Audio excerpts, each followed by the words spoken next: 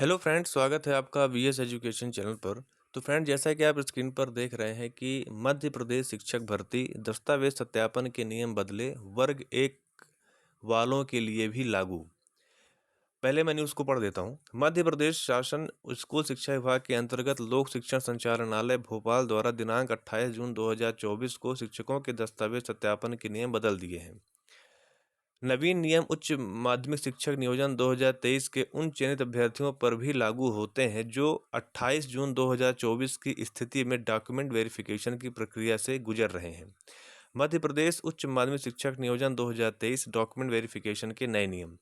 लोक शिक्षण संचालनालय मध्य प्रदेश के संचालक श्री के द्विवेदी ने समस्त संभागीय संयुक्त संचालक एवं जिला शिक्षा अधिकारी के नाम जारी पत्र क्रमांक UCR/C/29/ उच्च माध्यमिक शिक्षक /2024/980 दिनांक 28 जून 2024 में लिखा है कि स्कूल शिक्षा विभाग अंतर्गत उच्च माध्यमिक शिक्षक नियोजन 2023 के चयनित अभ्यर्थियों के दस्तावेजों का जिला स्तर से सत्यापन उपरांत संचालनालय को दस्तावेज नस्तियों का एक सेट प्रेषित किया गया है। नियुक्ति आदेश जारी होने के बाद अभ्यर्थियों के प्रमाण पत्र फर्जी पाए जाने पर समस्या आती है। अतः निर्देशित किया जाता है कि आपके जिले में सत्यापित किए गए अभ्यर्थियों के निम्नानुसार दस्तावेजों का उनके जारीकर्ता कार्यालयों से सत्यापन कराएं। अब किन किन दस्तावेज का सत्यापन होगा? पहला, अभ्यर्थियों की अंक सूचियों स्नातक, स्नातकोत्तर एवं बीएड का सत्यापन संबंधित विश्वविद्यालय स्वशासी महाविद्यालय से करावें। दूसरा, आर्थिक रूप से कमजोर ईडब्ल्यूएस वर्ग का लाभ लेने वाले अभ्यर्थियों के ईडब्ल्यूएस प्रमाण पत्र का सत्यापन संबंधित जारीकर्ता अधिकारी से करावें। इसमें यह स्पष्ट उल्लेख करें कि संबंधित की आय एवं संपत्ति का प्रमाणीकरण करें। तीसरा पॉइंट, अन्य पिछड़ा वर्ग, अनुसूचित जाति, अनुसूचित जनजाति वर्ग का लाभ लेने वाले अभ्यर्थियों के जाति प्रमाण पत्र का सत्यापन जारीकर्ता अधिकारी से करावें। फोर्थ पॉइंट, अतिथि शिक्षक अनुभव का लाभ लेने वाले ऐसे अभ्यर्थियों के अनुभव प्रमाण पत्र की जांच संकुल के दस्तावेजों से चेक करावें। जनजातीय कार्य विभाग द्वारा जारी प्रमाण पत्रों की जांच संबंधित जिले के सहायक आयुक्त जनजातीय कार्य विभाग से करावें। उक्तानुसार कार्यवाही हेतु जारी पत्रों की एक जायज़ जानकारी संचालनालय को 3 जुलाई तक भेजना सुनिश्चित करें। जांच उपरांत प्राप्त प्रमाणीकरण की जानकारी भी उपलब्ध कराएं। समस्त संभागीय संयुक्त संचालक उक्तानुसार कार्यवाही हेतु सतत मॉनिटरिंग करें। तो फ्रेंड्स, इस पूरे जो न्यूज़ है उसके क्या मायने निकल रहे हैं मैं एक बार आपको बता देना चाहता हूँ। तो देखिए फ्रेंड्स, यहाँ पर जो ये प्रक्रिया अपनाई जा रही है इसमें एक पॉइंट तो ये है कि जिनका भी दस्तावेज सत्यापन हुआ है उनके लिए दोनों चीज़ें हैं। मतलब जैसे मान लीजिए कि जो भी कैंडिडेट है उसका दस्तावेज 100% सही है, ठीक है ना, उसके हिसाब से भी और रियलिटी में भी सही उसके दस्तावेज, कहीं कोई फर्जीवाड़ा नहीं हुआ है। तो ऐसे अभ्यर्थी का क्या है कि इस प्रक्रिया के कारण अब 3 जुलाई का समय तो दिया गया, लेकिन आप भी जानते हैं कि इतनी टीडियस प्रक्रिया है। तमाम विभागों को पहले आदेश होगा, फिर वहाँ से सत्यापन करेंगे, तो कम से कम आप ये मान के चलिए कि इसमें 10-15 दिन का समय लगता है। तो ये सब चीज़ों की वजह से क्या है फ्रेंड्स कि जो नियुक्ति की प्रक्रिया है वो लेट होगी, पहली बात।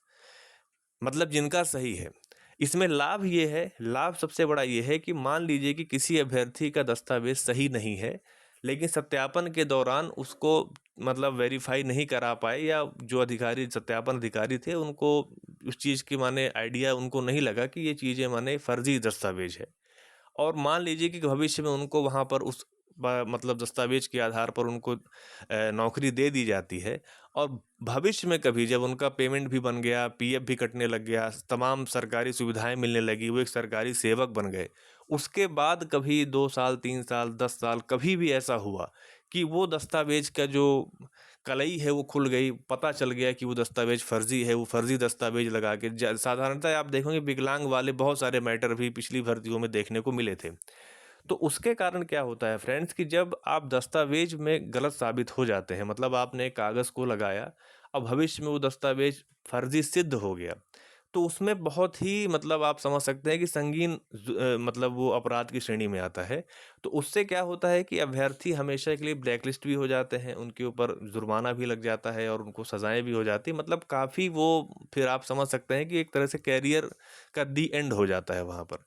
तो अगर ऐसे कोई अभ्यर्थी होंगे, मैं तो आशा करूँगा कि ऐसे अभ्यर्थी ना हों, लेकिन अगर ऐसे कोई अभ्यर्थी होंगे तो अगर वो पहले ही शॉर्ट लिस्ट हो जाएँगे तो वो एटलीस्ट उस अपराध की श्रेणी में आने से बच जाएँगे।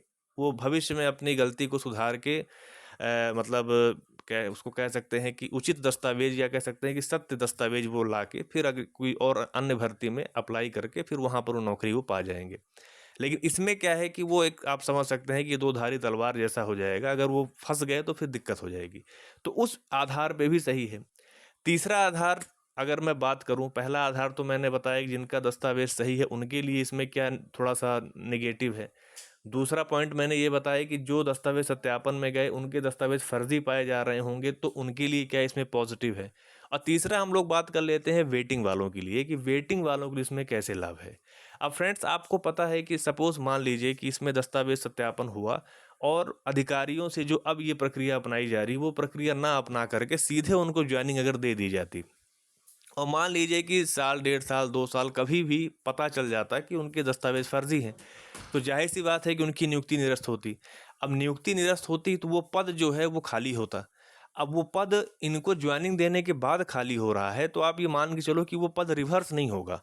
मतलब जो वेटिंग में कैंडिडेट्स हैं उनको वो पद का लाभ इस भर्ती में नहीं मिल पाएगा, क्योंकि सरकार फिर ऐसा नहीं करती है कि उस पद को वापस मंगाए और फिर इसमें नियोजन दे। वो फिर अगली भर्ती में कैरी फॉरवर्ड हो जाएगा और फिलहाल के लिए वहाँ पे गेस्ट टीचर के माध्यम से कार्य करा लिया जाएगा। तो अगर शुरुआती दौर में ही ज्वाइनिंग के पहले ही इतने फिल्टर्स लगा के कि आप पहले दस्तावेज का सत्यापन करते हो, उसमें जो सही नहीं पाए गए उनको आपने बाहर किया, फिर जो सही पाए गए उनकी पुनः जांच कराई, उसमें जो सही नहीं पाए गए फिर से आप उनको बाहर कर दिए, तो डबल फिल्टर लगाने से क्या होगा कि एकदम आप समझो कि जेन्युइन अभ्यर्थी का ही सिलेक्शन होगा। तो जो सीट्स अभी काउंसलिंग में सपोज आप मान के चलो कि 3,000 के आसपास सीट आई है, और अमान्य प्रकरण में सपोज आप मान के चलो कि 300-400 या 350-400 बंदे उसमें निकल जाते हैं, और फिर सेकंड राउंड जब सत्यापन हुआ उसमें आप मान के चलिए कि 50-60 या 100 बंदे उसमें निकल गए, तो ऐसा करते करते आपके 400-450 सीट्स जो हैं वो इसी काउंसलिंग के लिए बच जाएंगी। तो आप ये मान के चलो कि 450 जो कैंडिडेट्स होंगे, तमाम कैटेगरीज की मैं बात करूं, तो उसमें एक एक दो दो वेटिंग वहां पर भी आपकी क्लियर हो जाएगी। लेकिन ये तो पूरी बात इस न्यूज़ के बारे में हो गई। लेकिन सबसे बड़ा मुद्दा ये है कि अगर पोस्ट इंक्रीज नहीं होती है तो वेटिंग बहुत ज़्यादा क्लियर होने के चांसेस नहीं बनते यहाँ पर, जब तक कायदे से सतत रूप से शांतिपूर्ण तरीके से प्रयास नहीं किया जाएगा, तो उन चीज़ों के आसार बहुत कम नज़र आते हैं। तो ठीक है फ्रेंड्स, मेन रूप से ये अपडेट दस्तावेज सत्यापन के नियमों को लेकर के था, तो वो मैंने अपडेट आपको यहाँ पर दे दिया है। और अगर आपको मेरा वीडियो अच्छा लगा हो तो आप उसे लाइक कीजिए, अपने फ्रेंड सर्कल में शेयर कीजिए, और चैनल पर अगर पहली बार आ रहे हैं तो प्लीज़ आप चैनल को सब्सक्राइब कर लीजिए। Thank you.